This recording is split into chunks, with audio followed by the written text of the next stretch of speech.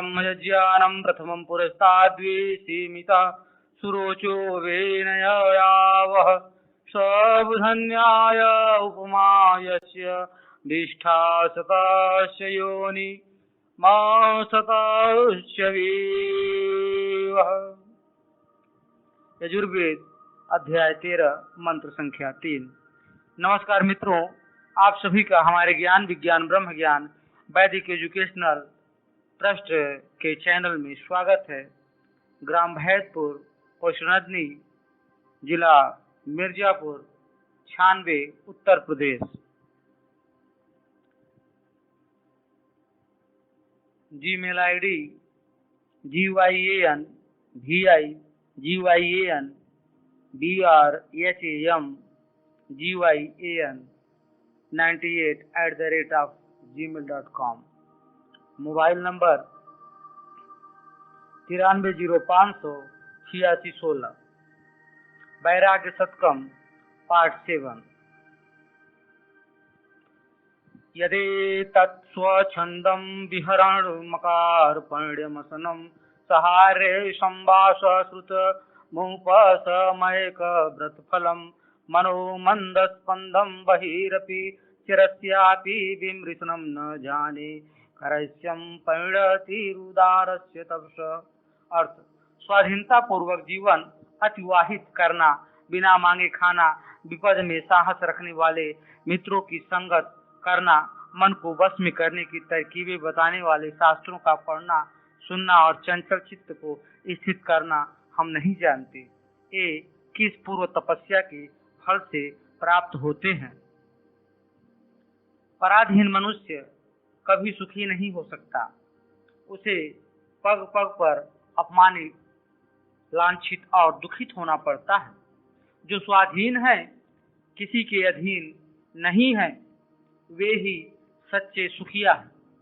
जिनको अपने पेट के लिए किसी के सामने गिड़गिड़ाना नहीं पड़ता, किसी के सामने दीन वचन नहीं कहने पड़ते, जिनके दुख में सहायता देने वाले, बिना कहे कष्ट निवारण करने वाले मित्र हैं, जो मन को शांत करने वाले और उसकी चंचलता दूर करने वाले शास्त्रों को पढ़ते हैं, वे भाग्यवान हैं। कह नहीं सकते उन्होंने एक उत्तम फल पूर्व जन्म के किस कठोर तप से पाए हैं।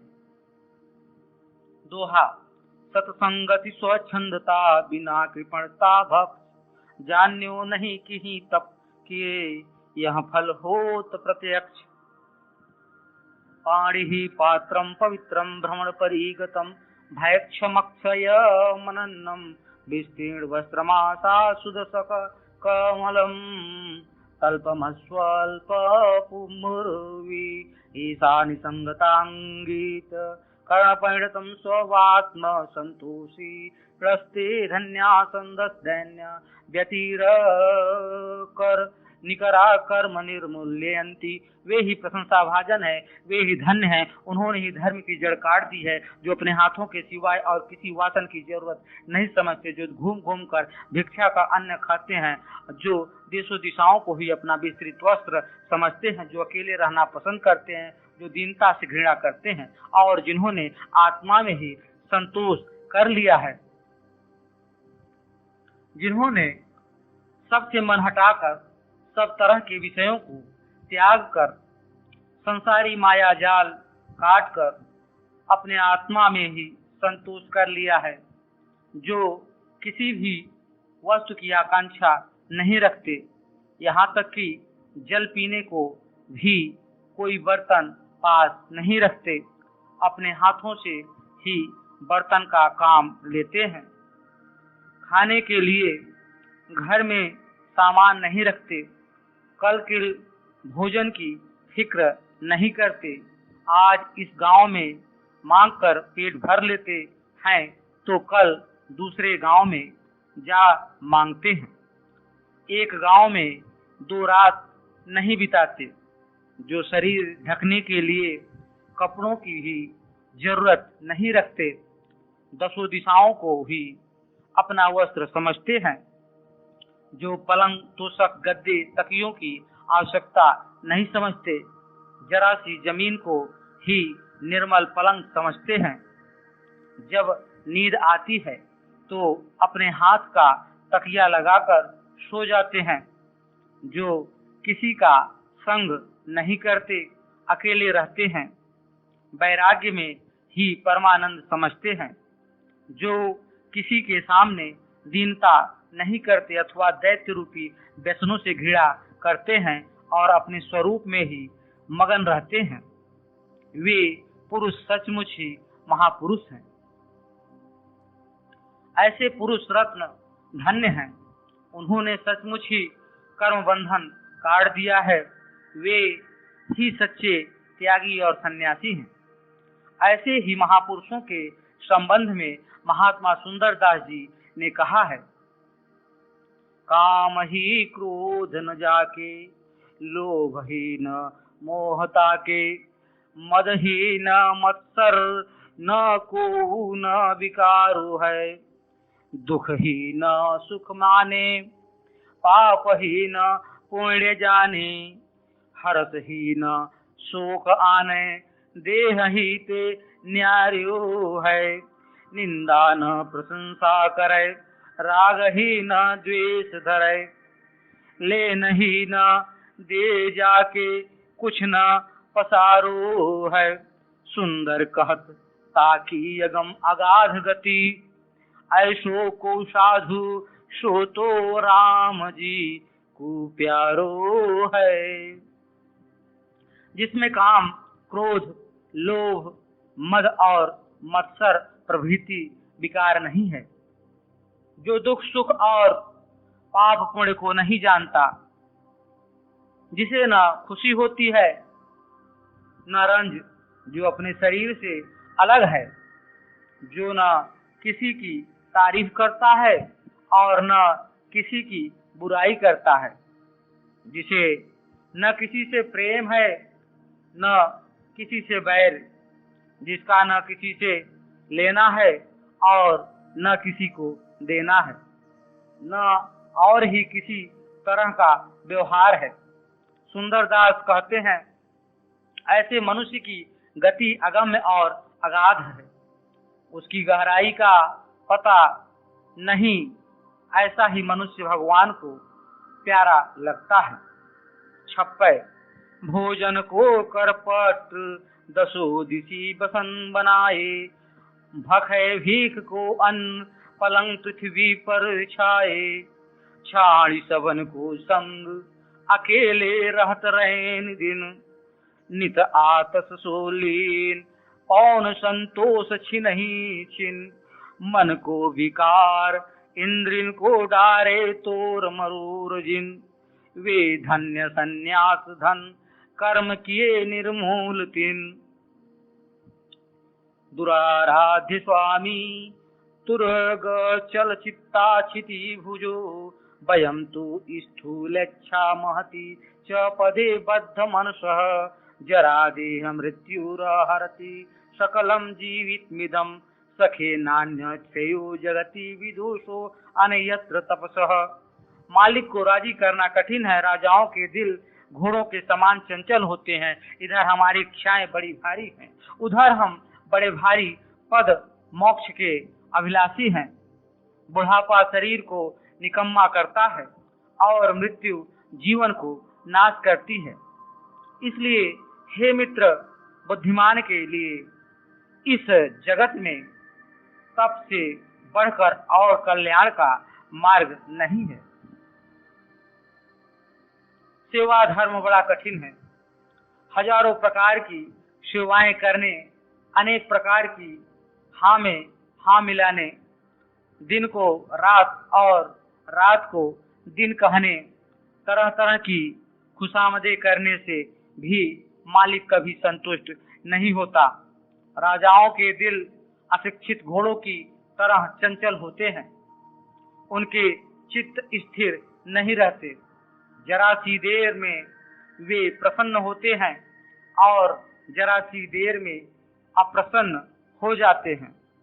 क्षण भर में गांव के गांव बख्शते हैं और क्षण भर में सूली पर चढ़वाते हैं। इसलिए राजसेवा में बड़ा खतरा है। उसमें जरा भी सुख नहीं, यहाँ तक कि जान की भी खैर नहीं है। एक तरफ तो हमारी इच्छाओं और हमारे मनोरथों की सीमा नहीं है, दूसरी ओर हम परम पद के अभिलाषी हैं, इसलिए यहाँ भी मेल नहीं खाता। बुढ़ापा हमारे शरीर को निर्बल और रूप को कुरूप करता है एवं सामर्थ्य और बल का नाश करता है तथा मृत्यु सिर पर मंडराती है।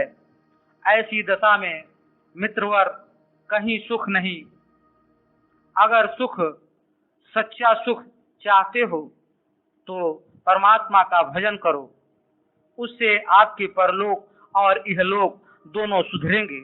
आप जन्म मरण के कष्ट से छुटकारा पाकर मोक्ष पद पाएंगे। सारांश यह है कि सच्चा और नित्य सुख केवल वैराग्य और ईश्वर भक्ति में है। गोस्वामी तुलसीदास जी कहते हैं, तुलसी मिटे न कल्पना, गए कल्प तरु छाह, जब लगी द्रवे न करी कृपा, जनक सुता को ना। हित सन हित रति राम सन, रिपु सन बैर विहाय, उदासीन संसार सन, तुलसी सहज सुहाय। मनुष्य चाहे कल्प वृक्ष के नीचे क्यों न चला जाए, जब तक सीतापति की कृपा न होगी तब तक उसके दुखों का नाश नहीं होगा, नहीं हो सकता। इसलिए शत्रुता मित्रता छोड़ संसार से उदासीन हो, भगवान से प्रीति करो।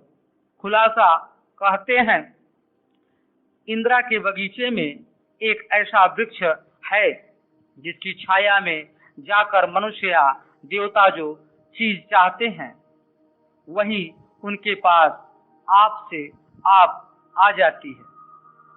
उसी वृक्ष को कल्प वृक्ष कहते हैं।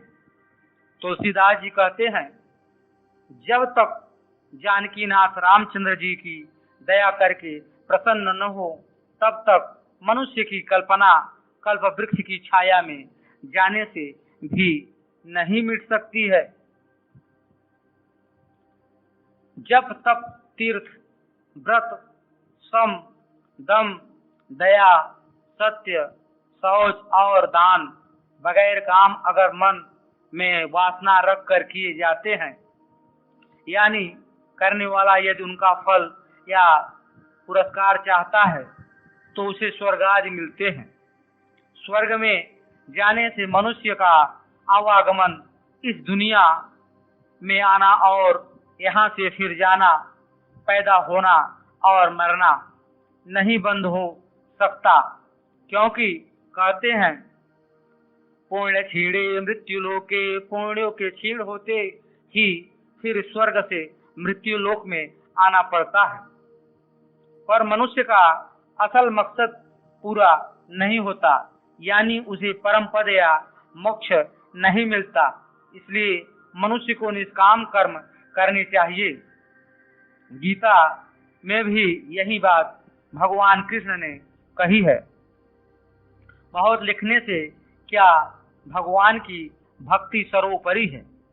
भगवान की भक्ति से जो काम हो सकता है वह घोर से घोर तपस्याओं से भी नहीं हो सकता।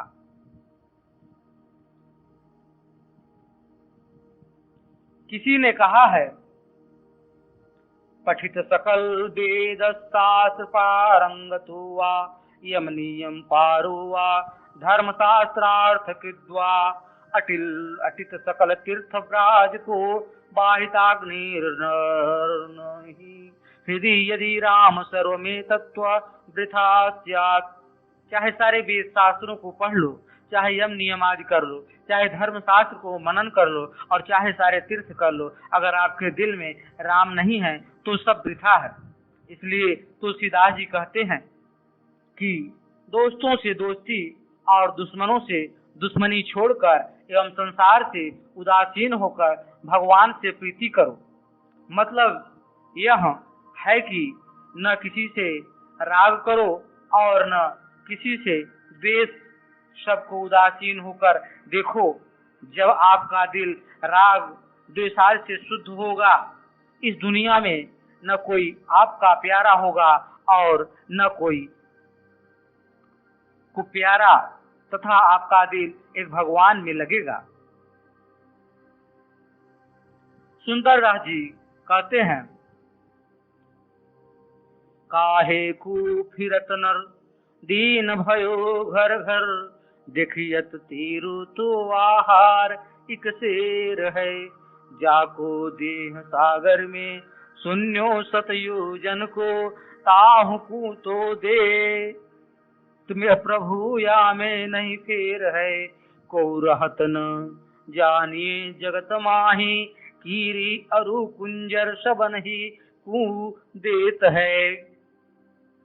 सुंदर कहत विश्वास क्यों न राखे सठ, बेर बेर समझाए कहो केती बेर है। काहे को दौरत है दसहूं दिसुई, तू नर देख कियो हरिजू को, बैठी रहे दूर के मुखमुंदी, उघारत दांत खवाही टूको, गर्भ थके प्रतिपाल करी जिन, होई रहो तब ही जड़मु को। सुंदर क्यों बिल्लात फिरे अब, राख हृदय विश्वास प्रभु को।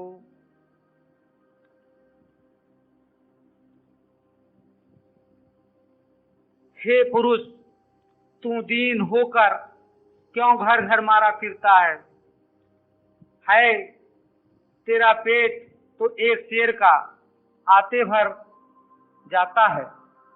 सुनते ही समुद्र में जिसका शरीर 400 कोस लंबा चौड़ा है, उसको भी प्रभु भोजन पहुंचाते हैं। इसमें जरा भी शक नहीं। संसार में कोई भी भूखा नहीं रहता। वहाँ जगदीश, चींटी और हाथी सबका पेट भरते हैं। अरे सठ, विश्वास क्यों नहीं रखता? सुंदरदास कहते हैं, मैंने तुझे यह बात बारंबार कितनी बार नहीं समझाई है। अरे तू दसों दिशाओं में क्यों भागता फिरता है? तू भगवान के किए कामों का ख्याल कर देख। जब तू मुंह बंद किए हुए छिपा बैठा था, तब भी तुझे खाने को पहुंचाया, और जब तेरे दांत आ गए तब भी तेरे मुंह खोलते ही खाने को टुकड़ा दिया।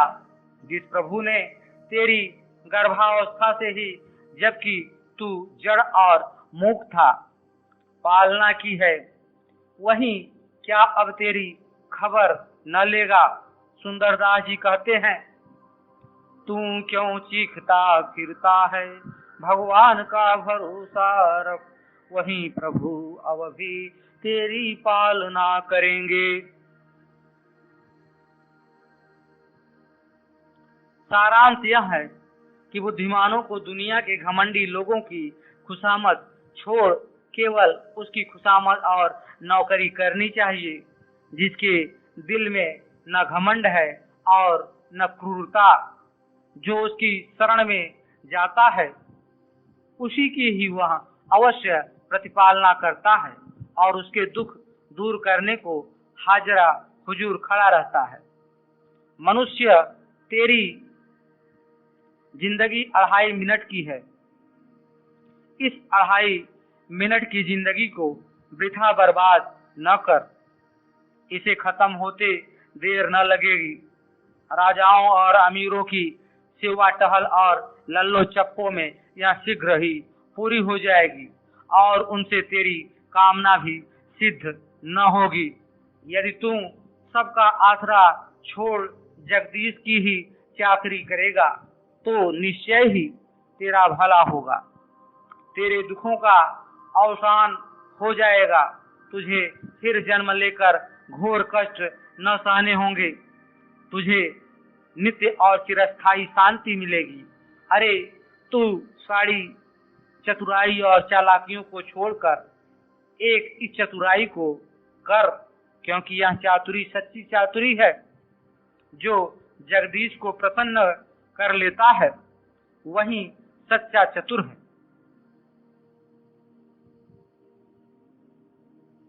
कहा है याराकाश शोभना गत घना सा यामिनी यामिनी या सौंदर्य गुणान्विता पतिरता सा कामिनी कामिनी या गोविंद रस प्रमोद मधुरा सा माधुरी माधुरी या लोकद्वय साधनी तनुभृता सा चातुरी चातुरी।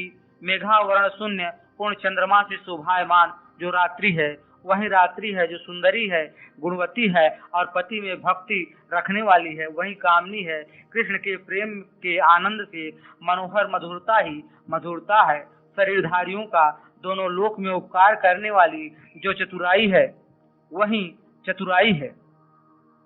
दोहा नृप सेवा में तुच्छ फल बुरी काल की व्याधि अपनो हित चाहता कियो तो तू तप आराध।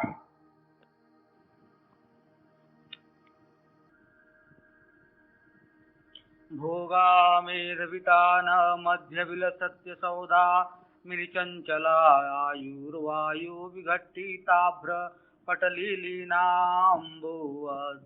गुरुं लोलाय लालसा तनुभृतामित्या कलल्य द्रुतम् योगे धैर्य समाधि सिद्धि सुलभे बुद्धि विधध्वम बुधा। अर्थ देहधारियों के भोग विषय सुख सघन बादलों में चमकने वाली बिजली की तरह चंचल मनुष्यों की आयु या उम्र हवा से छिन्न भिन्न हुए बादलों के जल के समान क्षणस्थायी या नासमान है। और जवानी को उमंग भी स्थिर नहीं, इसलिए बुद्धिमानों धैर्य चित्त एकाग्र कर उसे योग साधन में लगाओ। संसार और संसार के सारे पदार्थ असार और नासमान है। यहाँ जो दिखाई देता है वह स्थिर न रहेगा। यह जो अथाह जल से भरा हुआ समंदर दिखाई देता है किसी दिन मरुस्थल में परिणत हो जाएगा। पानी की एक एक बूंद भी नहीं मिलेगी। यह बगीचा जो आज इंदिरा के बगीचे की बराबरी कर रहा है, जिसमें हजारों तरह के फलों के वृक्ष लगे रहते हैं, हौज बने हुए हैं, छोटी छोटी नहरें कटी हुई हैं, संगमरमर और संगे मूसा के चबूतरे बने हुए हैं, बीच में इंद्र भवन के जैसा महल खड़ा है, किसी दिन उजाड़ हो जाएगा। इसमें सियार, लोमड़ी और जरख प्रभृति पशु बसेरा लेंगे। यह जो सामने महलों की नगरी दिखती है, जिसमें हजारों 2 मंजिले, 3 मंजिले, 4 मंजिले और 7 मंजिले आलीशान मकान खड़े हुए हैं, आकाश को चूम रहे हैं, जहां लाखों मनुष्यों के आने जाने और काम धंधा करने के कारण पीठ से पीठ छिलती है। किसी दिन यहाँ घोर भयानक वन हो जाएगा। मनुष्यों के स्थान में सिंह, बाघ, हाथी, गैंडे, हिरन और सियार प्रभृति पशु आ बसेंगे। और तो क्या, यह सूर्य जो अपने तेज से तीनों लोकों को प्रकाश फैलाता है, अंधकार रूप हो जाएगा।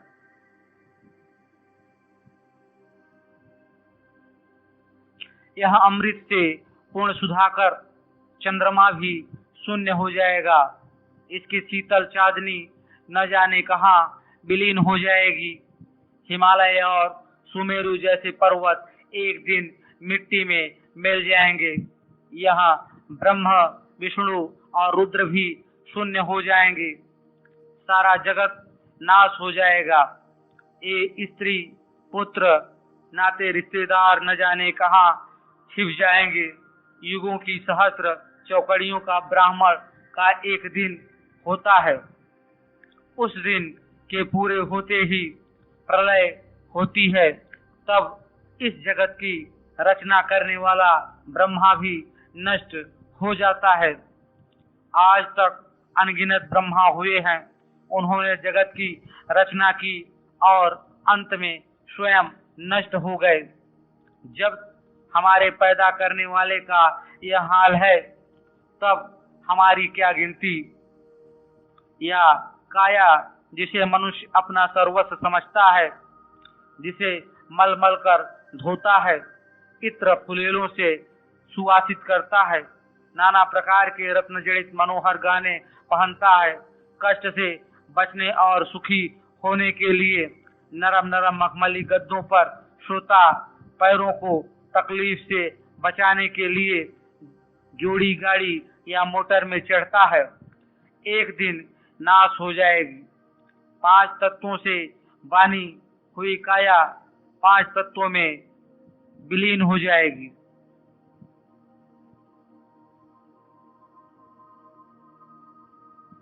जिस तरह पत्ते पर पड़ी हुई जल की बूंद क्षणस्थायी होती है, उसी तरह यह काया क्षणभंगुर है।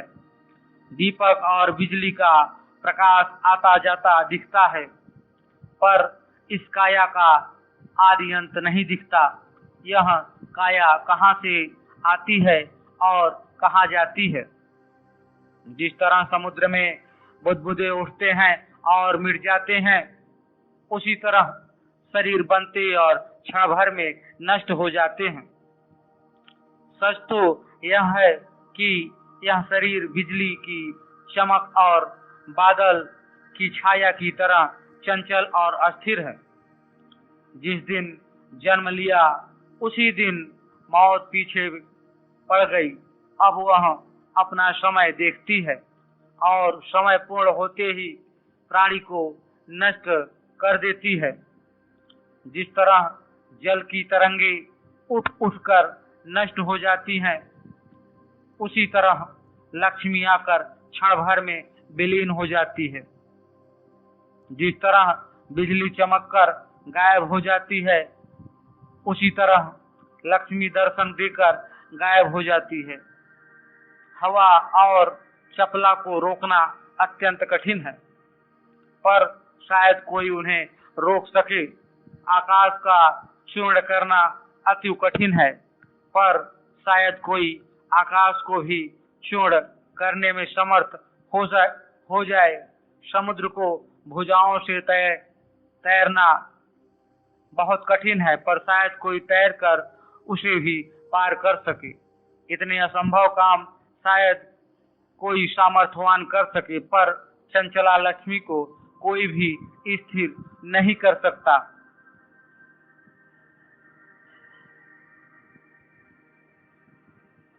जिस तरह अंजलि में जल नहीं ठहरता, उसी तरह लक्ष्मी भी किसी के पास नहीं ठहरती। जिस तरह वेश्याई एक पुरुष से राजी नहीं रहती, नित नए पुरुषों को चाहती है, उसी तरह लक्ष्मी भी किसी एक के पास नहीं रहती, नित नए पुरुषों को भजती है। इसी से वेश्या और लक्ष्मी दोनों को ही चपला कहते हैं। जिस तरह सांसारिक पदार्थ लक्ष्मी और विषय भोग तथा आयु चंचल और क्षणस्थायी है, उसी तरह यौवन या जवानी भी क्षणस्थायी है।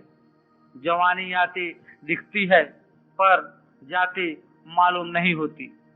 हवा की अपेक्षा भी तेज चाल से दिन रात होते हैं, और उसी तेजी से जवानी झट खत्म हो जाती है और बुढ़ापा आ जाता है। उस समय विस्मय होने लगता है। यह शरीर तभी तक सुंदर और मनोहर लगता है जब तक बुढ़ापा नहीं आता। बुढ़ापा आते ही वह उछल कूद, वह अकड़ तकड़ और चमक दमक, वह सुर्खी, वह छातियों का उभार, वह नैनों का रसीलापन न जाने कहाँ गायब हो जाता है। असल में यौवन के लिए बुढ़ापा राहु है।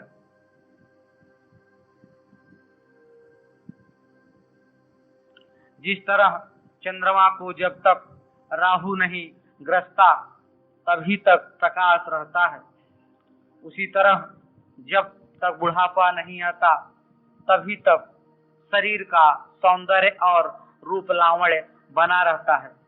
प्राणियों को बाल्यावस्था के बाद युवावस्था और युवावस्था के बाद वृद्धावस्था अवश्य आती है। युवावस्था सदा नहीं रहती अच्छी तरह गहरा विचार करने से जवानी क्षण भर की मालूम होती है। संसार में जो नाना प्रकार के मनभावन पदार्थ दिखाई देते हैं, ये सभी नाशमान है।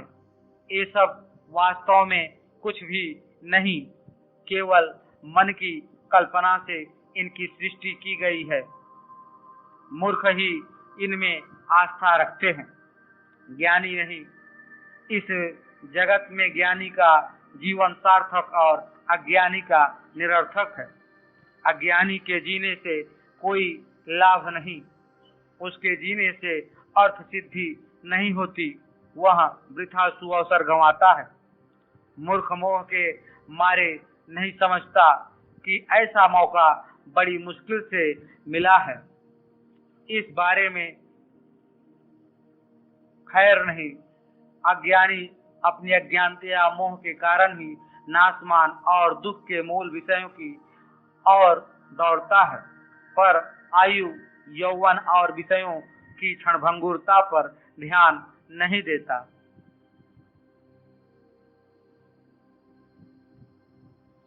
यह माया मोह नहीं तो क्या है? सुभाषितावली में लिखा है, चला विभूति क्षणभंगी यौवनम कृतांत दंतांतर्वर्ती जीवितम तथाप्यायवज्या परलोक साधने नामहो विस्मयकारी चेष्टितम। विभूति चंचल है, यौवन क्षणभंगुर है, जीवन काल के दांतों में है, तो भी लोग परलोक साधन की परवाह नहीं करते। मनुष्यों की यह चेष्टा विस्मयकारक है। फिरदौसी ने साहना में कहा है, मनुष्य इस नपाएदार दुनिया से क्यों दिल लगाते हैं, जबकि मौत का नक्कारा दरवाजे पर बज रहा है। मनुष्यों, होश करो, गफलत की नींद छोड़ो, वह देखो मौत आपका द्वार खटखटा रही है। अब तो मिथ्या संसार का मोह त्यागो। ये जो स्त्री, पुत्र, भाई, बहन, माता पिता आदि प्यारे और संबंधी दिखाई देते हैं, ये उसी वक्त तक हैं जब तक कि शरीर नाश नहीं हुआ है। शरीर के नाश होते ही ये नजर भी न आएंगे। यह भी समझ में न आएगा कि कहाँ से आए थे और कहाँ गए।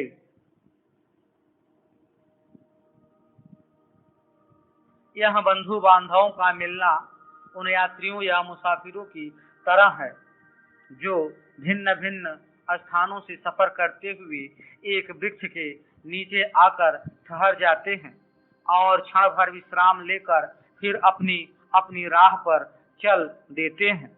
या उन मुसाफिरों की तरह हैं जो अनेक स्थानों से आकर एक सराय या धर्मशाला में ठहरते हैं और फिर कोई 2 दिन, कोई 4 दिन ठहरकर अपनी अपनी जगह को चल देते हैं। वृक्षों के नीचे चंद मिनट ठहरने वालों अथवा सराय के मुसाफिरों का आपस में प्रीति करना क्या अक्लमंदी है। जिनका क्षण भर का साथ है, उनमें दिल फसाना दुख मोल लेना है। उनके अलग होते ही मन में भयानक वेदना होगी, अतः उनके साथ कोई सरोकार न रखना चाहिए। यह संसार 2 स्थानों के बीच का स्थान है। यात्री यहाँ आकर क्षण भर के लिए आराम करते और फिर आगे चले जाते हैं। ऐसे यात्रियों का आपस में मेल बढ़ाना, एक दूसरे की मोहब्बत के फंदे में फंसना सचमुच ही दुखोत्पादक है। समझदार लोग मुसाफिरों से दिल नहीं लगाते, उनसे प्रेम नहीं करते, उन्हें अपना पराया नहीं समझते, न उन्हें किसी से राग है न द्वेष। वे सबको समदृष्टि या एक नजर से देखते हुए सहाय करते और उनका कष्ट निवारण करते हैं, पर उनसे प्रीति नहीं करते। लेकिन मूर्ख लोग स्त्री, पुत्र और माता पिता प्रभृति को अपना प्यारा समझते और दूसरों को पराया समझते हैं। इस जगत में न कोई अपना है न कोई पराया। यह जगत एक वृक्ष है। इस पर हजारों लाखों पक्षी भिन्न भिन्न स्थानों से आकर रात को बसेरा लेते हैं और सवेरे ही अपने अपने स्थानों को उड़ जाते हैं। भिन्न भिन्न स्थानों से आए हुए पक्षियों को क्या रात भर के साथ के लिए आपस में नाता जोड़ना चाहिए? हरगिज नहीं। दूसरों से संबंध जोड़ना, किसी को अपना पुत्र और किसी को अपनी स्त्री एवं किसी को माँ या बहन समझकर स्नेह करना तो मूर्खता ही है। स्नेह तो अपनी काया से भी नहीं करना चाहिए, क्योंकि यह भी क्षणभंगुर है, सदा साथ न रहेगी।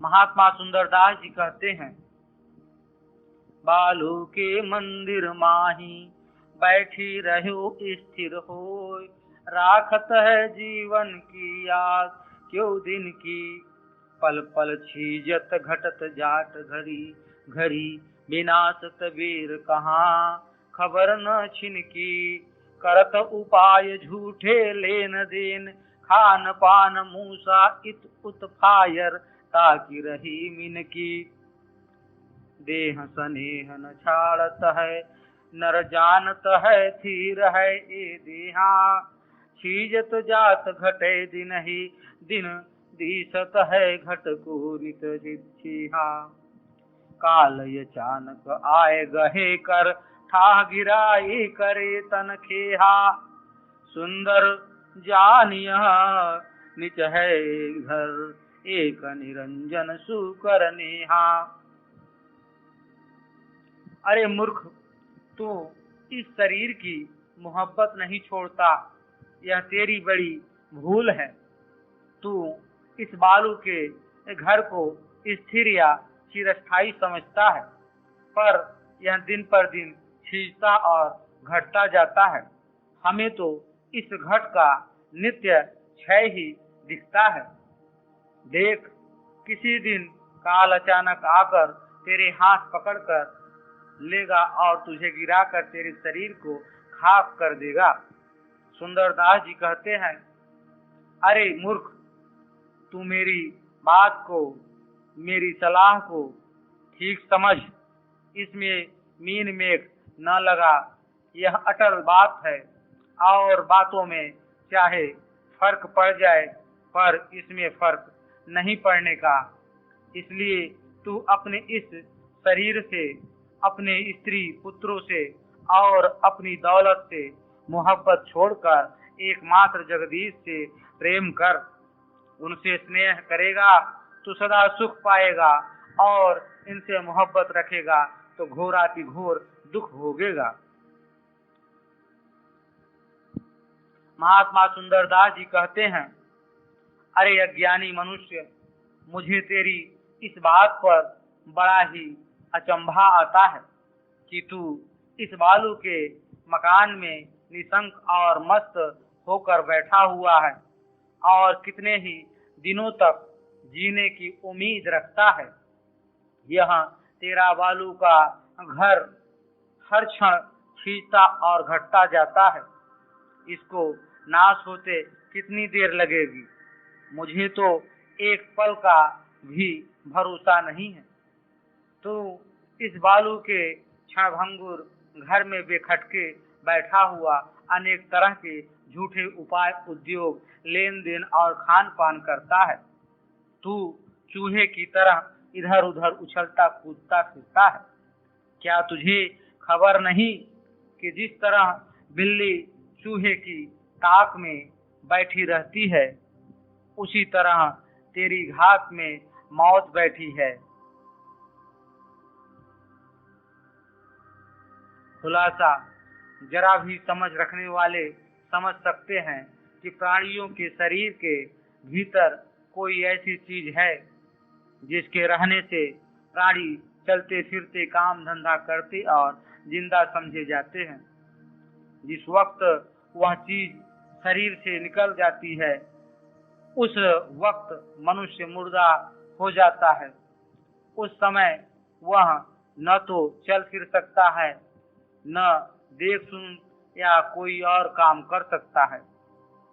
जिस चीज के प्रकाश से शरीर में प्रकाश रहता है, जिसके बल से यह काम धंधे करता और बोलता चालता है, उसे जीव या आत्मा कहते हैं। हमारा शरीर हमारे आत्मा के रहने का घर है। जिस तरह मकान में मोरी, परनाले, खिड़की और जंगले होते हैं, उसी तरह आत्मा के रहने के इस शरीर रूपी घर में भी मोरी और परनाले वगैरह हैं। आँख, कान, नाक और मुंह प्रभृति इस शरीर रूपी घर के द्वार और गुदा, लिंग या योनि वगैरह मोरी परनाले हैं। शरीर के करोड़ों छेद इस मकान के जंगले और खिड़कियां हैं।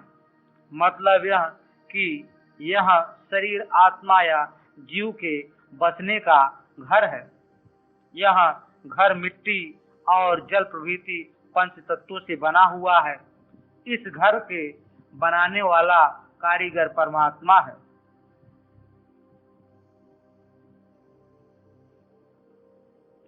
जिस तरह परमात्मा ने आत्मा के रहने के लिए 5 तत्वों से बने यह शरीर रूपी घर बना दिया है, उसी तरह हमने भी अपने इस आत्मा के शरीर की रक्षा के लिए मेह, पानी और धूप आदि से बचने के लिए मिट्टी या ईंट पत्थर प्रभृति के मकान बना लिए हैं। हमारे बनाए हुए ईंट पत्थरों के मकान 100-100, 200-200 और 500-500 बरस तक रह सकते हैं। हजार बरस से ज्यादा मुद्दत के बने हुए मकान आज तक खड़े हुए हैं, पर हमारे आत्मा के रहने का पंच तत्वों से बना हुआ मकान इतना मजबूत नहीं, वह क्षण भर में ढह जाता है। इसलिए इस आत्मा के मकान शरीर को महात्मा सुंदरदास जी कहते हैं बालू का मकान, क्योंकि बालू का मकान इधर बनता है और उधर गिर पड़ता है। उसकी उम्र पल भर की भी नहीं। मनुष्य ज्ञान और मोह से अंधा रहने के कारण इस बालू के मकान की क्षणभंगुरता का भी ख्याल नहीं करता। वह इस बालू के मकान में भी सैकड़ों वर्ष तक रहने की आशा करता है। मनुष्य की इस गफलत और बेहोशी पर पूर्ण ज्ञानी महात्मा सुंदरदास जी को दुख और आश्चर्य होता है। महापुरुष सदा पराया भला चाहा करते हैं। वे दूसरों को दुख और क्लेशों से बचाना अपना कर्तव्य और फर्ज समझते हैं। इसलिए वे अज्ञान अंधकार में डूबे हुए मनुष्यों को सावधान करने के लिए कहते हैं, अरे मूर्ख, तू इस बालू के घर में रहकर भी बरसों जीने की, इस घर में रहने की आशा करता है। अरे नादान, होश कर, जाग, तेरा यह बालू का घर पलक मारते गिर जाएगा। जब से तू इस बालू के घर में आया है, तभी से इसकी नींव हिलने लग गई है। 1 मिनट या 1 सेकेंड में ये गिर सकता है।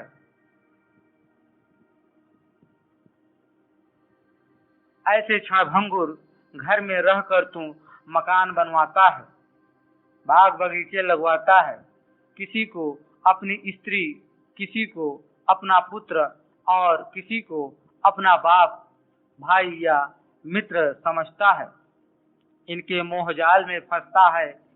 बेहोशी में लोग पर अत्याचार और जुल्म करता एवं कराता है एवं पराया धन हड़पता है। मुझे तेरी इन करतूतों को देखकर बेहद आश्चर्य भी होता है और दुख भी होता है।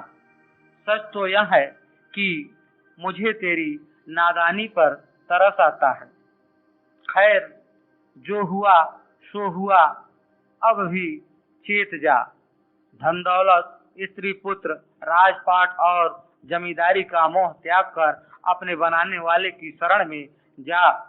वहीं तेरे इस बालू के घर में बारंबार आने और क्षण भर में इसे छोड़ भागने के घोर कष्ट को दूर कर सकता है। अगर तू इस जंजाल में फंसा रहेगा, मेरी बात पर ध्यान न देगा, तो पीछे बहुत पछताएगा। जिस समय तेरा यह घर गिरने पर आएगा, तू इसे छोड़ने के लिए मजबूर होगा। उस समय तू हजार चाहने और हजार रोने कलपने पर भी इसमें क्षण भर भी न रह सकेगा।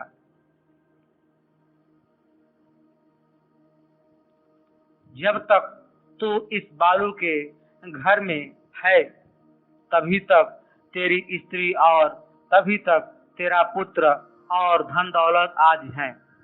जहाँ तैने यह घर छोड़ा या तेरा यह घर गिरा, फिर न तुझे स्त्री दिखेगी, न पुत्र दिखेगा और न धन दौलत ही।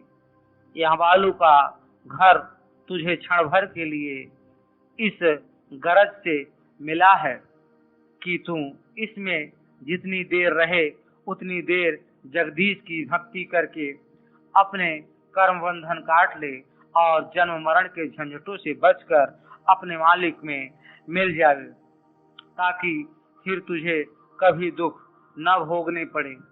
तू सदा सर्वदा अनंत काल तक नित्य और अविनाशी सुख भोगता रहे। लक्ष्मी क्षणभंगुर है। समुद्र में जिस तरह तरंगे उठती और विलीन हो जाती हैं, उसी तरह लक्ष्मी से विषय भोग उपजते और नष्ट हो जाते हैं। जिस तरह चपला की चमक स्थिर नहीं रहती, उसी तरह भोग भी स्थिर नहीं रहते। विषयों के भोगने से तृष्णा घटती नहीं बल्कि बढ़ती है। तृष्णा के उदय होने से पुरुष के सब गण नष्ट हो जाते हैं।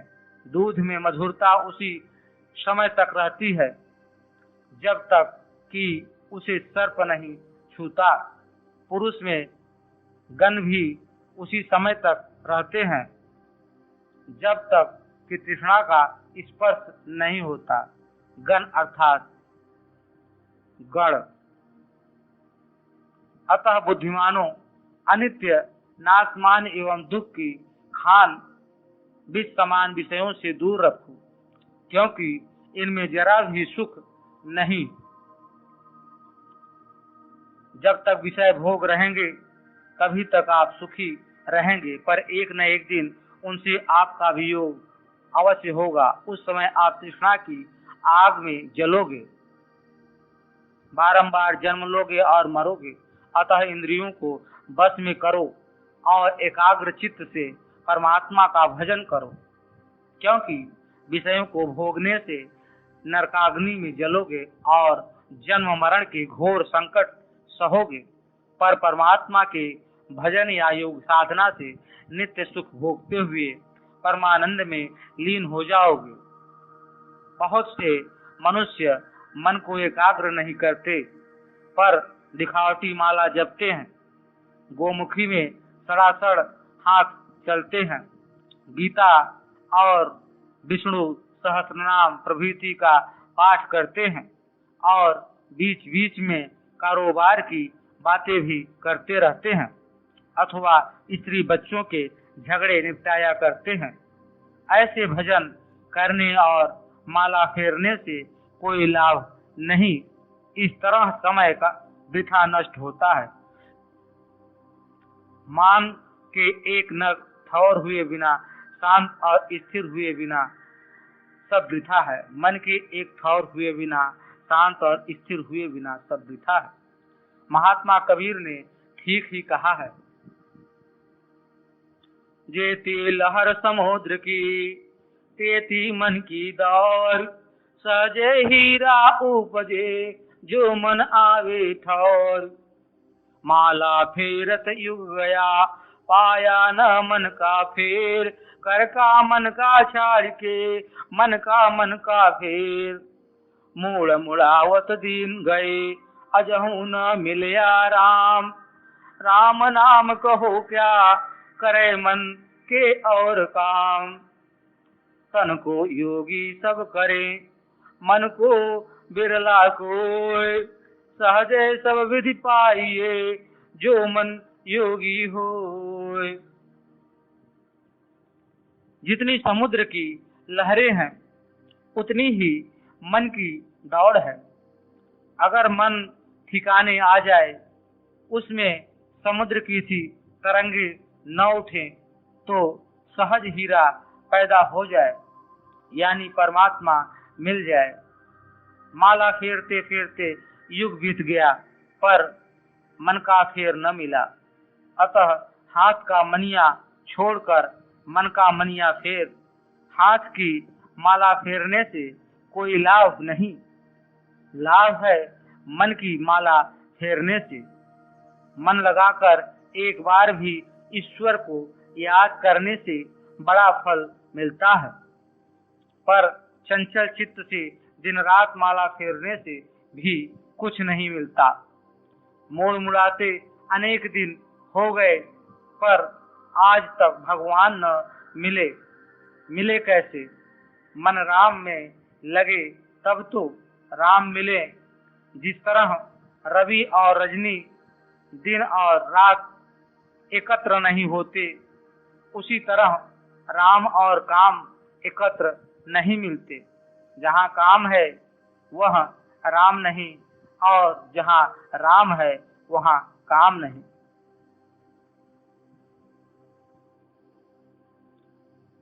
तन को योगी सब करते हैं, पर मन को कोई ही योगी करता है। अगर मन होगी योगी हो जाए तो सहज में सिद्धि मिल जाए। लोग गेरुए कपड़े पहन लेते हैं, जटा रखा लेते हैं, हाथ में कमंडल और बगल में मृगशाला ले लेते हैं। इस तरह योगी बन जाते हैं, पर मन उनका संसारी भोगों में ही लगा रहता है, इसलिए उन्हें सिद्धि नहीं मिलती, ईश्वर दर्शन नहीं होता। अगर वे लोग कपड़े चाहे गृहस्थों के ही पहने, गृहस्थों की तरह ही खाएं पिएं, पर मन को एक परमात्मा में रखें, तो निश्चय ही उन्हें भगवान मिल जाए। जो मनुष्य गृहस्थ आश्रम में रहता है, पर उसमें आसक्ति नहीं रखता, यानी जल में कमल की तरह रहता है, उसकी मुक्ति निश्चय ही हो जाती है। पर जो सन्यासी होकर विषयों में आसक्ति रखता है, उसकी मोक्ष नहीं होती। राजा जनक गृहस्थी में रहते थे, सब तरह के राजभोग भोगते थे, पर भोगों में उनकी आसक्ति नहीं थी, इसी से उनकी मुक्ति हो गई।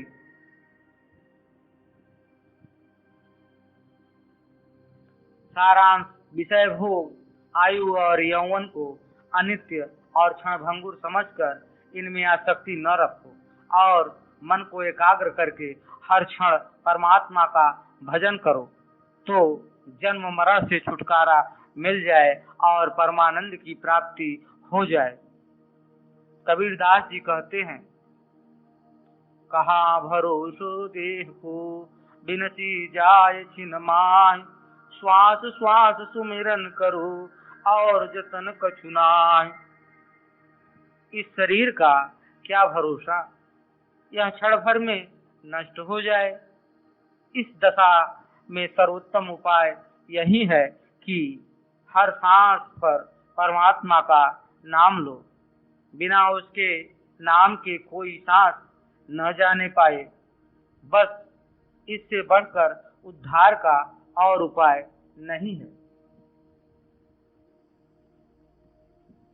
कुंडलियां: जैसे चंचल चंचला, त्यों ही चंचल भोग। तैसे ही यह आयु है, ज्यों घट पावन प्रयोग। ज्यों घट पवन प्रयोग, तरल त्यों ही यौवन तन, बिनस न लगत न बार। गहत है जात ओसकन, देखियो दुस्सह दुख देह धारिन को ऐसे, साधत संध समाधि व्याधि सुसूटत जैसे। विनस विनाश, वार समय, गहत पकड़ते हो, ओस्कन ओस के, कर। Like, subscribe and also share. Thanks for watching.